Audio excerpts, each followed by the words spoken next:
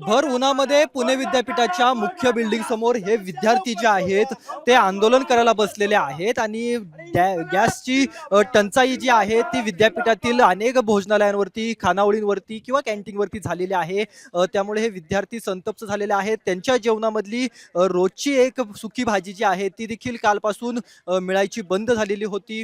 त्यामुळे हे आक्रमक पवित्रा यांनी घेतलेला होता आणि सध्या विद्यापीठ प्रशासनाचे अधिकारी जे आहेत, प्रशासनातले लोक जे आहेत ते या ठिकाणी भेटायला आलेत आणि त्यांना सांगितलं 100% गॅस मिळून जाईल. तुम्ही त्या पद्धतीनं त्यांच्याशी संवाद साधा. गॅस एजन्सीवाल्यांना आपण पत्रव्यवहार केलेला आहे, कलेक्टर साहेबांना पण पत्रव्यवहार केलेला आहे, शासनाचा GRच आलेला आहे की जे काही शासकीय खानावळी आहे तर 100% म्हणजे गॅसचा तुटवडा कोणत्याही प्रकारे भासणार नाही अशी व्यवस्था करावी. त्याच्यामुळे ही गॅसची जी काही समस्या आहे ही काही राहणार नाहीये. त्याच्यामुळे आज कोणत्याही परिस्थितीत ही जी समस्या आहे वगैरे ही मिटणार आहे. आधीच का नाही तुम्ही त्यांना सांगितलं? कारण का आता विद्यार्थ्यांचं म्हणणं आहे की आमच्या जेवणातली एक सुकी भाजी कमी झाली आहे. अनेक विद्यार्थ्यांचं म्हणणं आहे आम्हाला वरण भात कालच खावा लागला फक्त.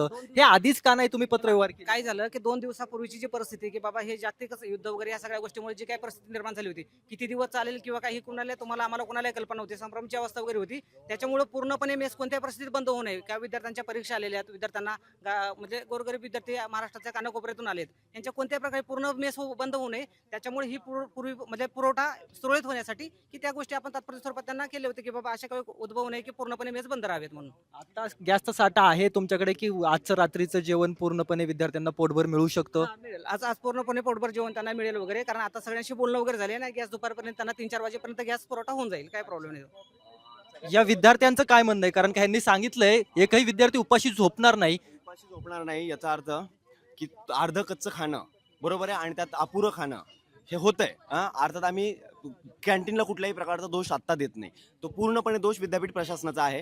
तर त्यांनी शैक्षणिक कोट्यातनं काही तरतुदी कराव्यात का, याच्यासाठी प्रयत्न अजून तरी केलाय का, याची स्पष्ट कल्पना विद्यार्थ्यांना विद्यापीठानं दिलेली नाहीये. बरोबर आहे, अजून स्पष्ट कल्पना दिली नाही. GR काढावा त्यांनी, काहीतरी एक विश्वास दिलासा विद्यार्थ्यांना द्यावा. इथं शिकणारे अनेक विद्यार्थी संभ्रमात आहेत. जी काय आपली कॅन्टीनची जी समिती आहे, विद्यार्थी समिती, त्या विद्यार्थी समितीची काल चर्चा झाली, त्यांना त्यांच्याशी बोलणं झालं आणि पत्रव्यवहार पण आपण केलेले. आता हे ते जे विद्यार्थी आहेत त्या समितीत नव्हते, पण जे ते समिती विद्यार्थी आहेत त्यांच्याशी बोलणं कालच आम्ही घेतले मीटिंग वगैरे, त्याशी बोलणं वगैरे इतर झालं. विद्यार्थ्यांशी बोलणं झालंय, तुम्ही नव्हता असं त्यांचं म्हणणं आहे. इतर विद्यार्थी एकंदरीत फक्त जे होते ते होते. 2 विद्यार्थी 3 विद्यार्थी इथं शिकत नाहीयेत. इथं 5,000च्या वरती विद्यार्थी शिकतात. त्यासाठी कुठल्याही प्रकारचा एक जाहीर GR यांनी अजून काढलेला नाही. परिपत्रक काढलं असतं तुम्ही तर सगळ्यांना चांगलं झालं असतं, सगळ्यांपर्यंत पोहोचलं. तुमचं म्हणणं अगदी बरोबर आहे, पण आम्ही कसं आता विद्यार्थी समिती ती भोजनकर समिती म्हणून आपण ह्या विद्यार्थ्यांना 10 विद्यार्थ्यांची समिती निवडली. आपण त्यांच्याशी चर्चा वगैरे केली किंवा ते मेसेज सर्व विद्यार्थ्यांपर्यंत पोहोचवले. अशा पद्धतीनं नसेल पोहोचलं तरी आम्ही तो पोहोचवण्याचा प्रयत्न करूया वगैरे. सगळ्यात महत्वाची एक गोष्ट असते, नेहमी आपण ज्यावेळेस पालकत्व म्हणून म्हणतो, पालकत्व म्हणून प्रत्येक वेळेस आंदोलनाला ज्यावेळेस विद्यार्थी तुमच्याकडे येतात,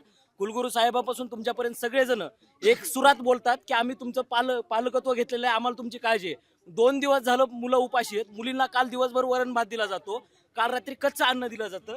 हे सगळं होत असताना तुम्ही फक्त एवढं म्हणताय की आमची कृती समिती सोबत बैठक झाली आणि त्याच्यातून आम्ही निर्णय घेतलेला आहे. मात्र त्याच्या पुढचे जे काही प्रोसेस असते, जी विद्यापीठाकडून होणं अपेक्षित असतं, ते म्हणजे विद्यार्थ्यांपर्यंत जो काही निर्णय झालेला आहे तो पोहोचवणं, त्याचं परिपत्रक पाठवणं. याचं कुठेतरी पूर्णपणे तुम्ही या विद्यार्थ्यांशी तुमचा संपर्क नाहीये थेट. तुम्ही परिपत्रक काढलं असतं तर तुमचं कॉन्व्हर्सेशन झालं असतं. ते म्हणणं बरोबर आहे. काय होतं की जे आता विद्यार्थी प्रतिनिधी म्हणून आहेत, आपण सर्व विद्यार्थी प्रतिनिधीबरोबर त्यांच्याशी चर्चा वगैरे करतो, तर त्यांच्याशी आपण चर्चा वगैरे केली आणि त्या पद्धतीने मेसेज त्यांच्यापर्यंत पोहोचला असेल. पण आम्ही त्यांच्याशी चर्चा केली, मेसवाल्यांना पण बोलवलं होतं, कालच त्यांच्याशी चर्चा केली. आता आंदोलन थांबवताय का? त्यांनी सांगितलं स्पष्टपणे हमी विद्यार्थ्यांना मिळत नाही तोवर हे आंदोलन थांबणार नाही. कुठल्याही प्रकारची हमी तुम्ही लेखी स्वरूपाची तरी किमान आता दिली पाहिजे, नाही तर उद्या आम्ही जायचं कुठं, थांबायचं की नाही थांबायचं. आता हे आंदोलन संपलं की प्रश्न संपला का पुन्हा?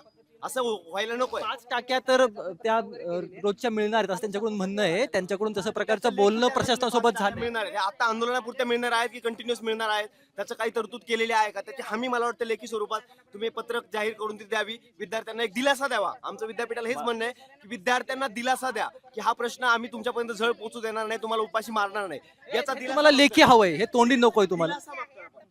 यांच्याकडून सांगितलं ते प्रशासनाकडून की कलेक्टर सरांनी काल जे काही आदेश माध्यमांच्या माध्यमातून देखील मांडलेले आपण पाहायला मिळाले की अशा प्रकारचे हॉस्टेल्स असतील किंवा खानावळे असतील जिथे विद्यार्थी जेवण करतात त्याला कुठलाही फटका बसणार नाही. त्यांना आम्ही सिलेंडरची पूर्तता जी आहे ती करू असं त्यांनी काल देखील सांगितलेलं होतं. आणि आता विद्यापीठ प्रशासनाने पावले उचललेली आहेत. फक्त 2 दिवस जे काही काल आणि आज जो काही विद्यार्थ्यांना त्रास झाला त्यामुळे हे विद्यार्थी रस्त्यावरती बसलेले पाहायला मिळत आहेत. कॅमेरा पर्सन दीप मिश्रासह रोहन कदम, जय महाराष्ट्र न्यूज, पुणे.